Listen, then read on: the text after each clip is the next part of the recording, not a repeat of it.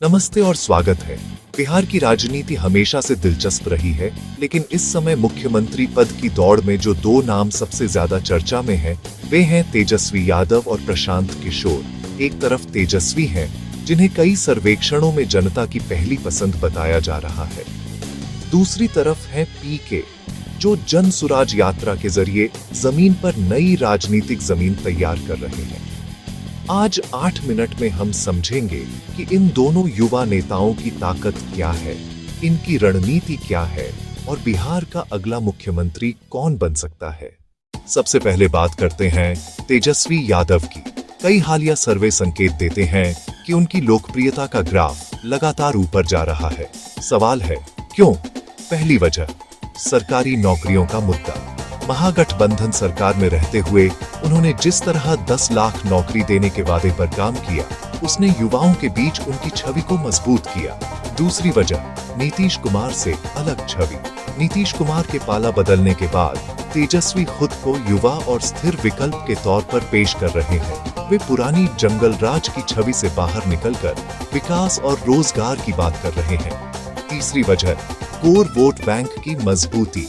RJD का मुस्लिम Yadav MY core vote bank अभी भी मजबूत है और इसके साथ ही उन्होंने जातीय जनगणना के मुद्दे को भी सही तरीके से भुनाया है।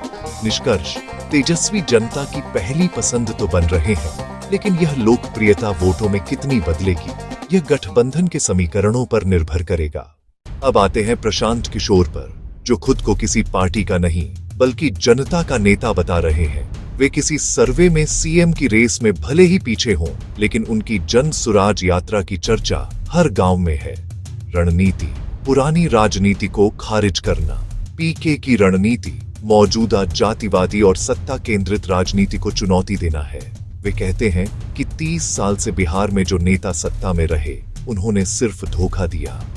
ताकत, विश्वसनीयता और ब्रांडिंग। पीके की सबसे बड़ी ताकत उनकी ब्रांडिंग और विश्वसनीयता है। लोग उन्हें एक राजनीतिक रणनीतिकार के रूप में जानते हैं, जो अब खुद राजनीति में उतर आए हैं।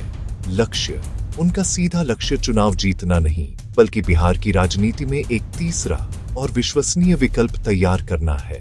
वे उन मतदाताओं को खींचना चाहते हैं जो आरजेडी और जेडीयू बीजेपी दोनों से थक चुके हैं।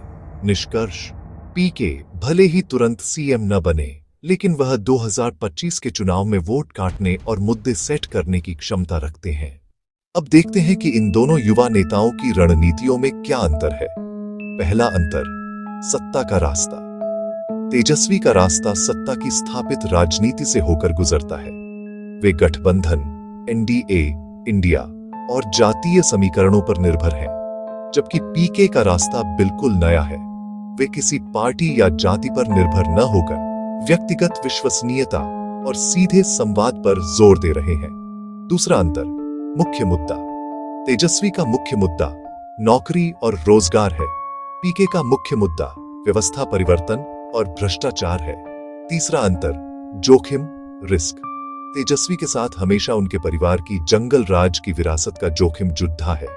पीके के साथ जोखिम यह है कि क्या वे अपनी जन सुराज यात्रा को एक मजबूत राजनीतिक संगठन में बदल पाएंगे। 2025 विधानसभा चुनाव में इन दोनों की मौजूदगी का क्या असर होगा। तेजस्वी, उनकी लोकप्रियता उन्हें महागठबंधन का निर्विवाद नेता बनाती है। उनका सीधा मुकाबला एनडीए, नीतीश मोदी फैक्टर से होगा। यदि एनडीए कमजोर हुआ तो तेजस्वी की राह आसान होगी। प्रशांत किशोर, पीके शायद चुनाव नहीं लड़ेंगे, लेकिन उनकी जन सुराज से निकले उम्मीदवार या उनके समर्थन से बने मंच वोटों को बांट सकते हैं। ये वोटों का बंटवारा किस पार्टी को नुकसान पहुंचाएगा, ये देखना सबसे अहम होगा। खासकर जेडीयू और आरजेडी के कोर वोट बैंक में अगर पीके सेंध लगाते हैं तो सियासी समीकरण बदल जाएंगे। बड़ा मुद्दा, बिहार का वोटर रोजगार तेजस्वी को चुनेगा या विकास व्यवस्था परिवर्तन पीके को, या फिर वह एनडीए के अनुभवी नेताओं पर भरोसा करेगा। तो निष्कर्ष यह है कि बिहार की राजनीति अब एक पीढ़ी से दूसरी पीढ़ी की तरफ बढ़ रही है।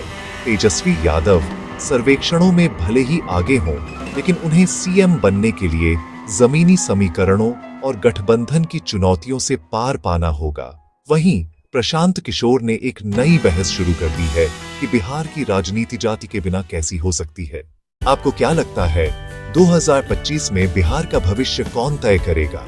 अपनी राय कमेंट बॉक्स में जरूर दें। इस तरह के और गहरे विश्लेषण के लिए हमारे चैनल को सब्सक्राइब करें और वीडियो को लाइक करें।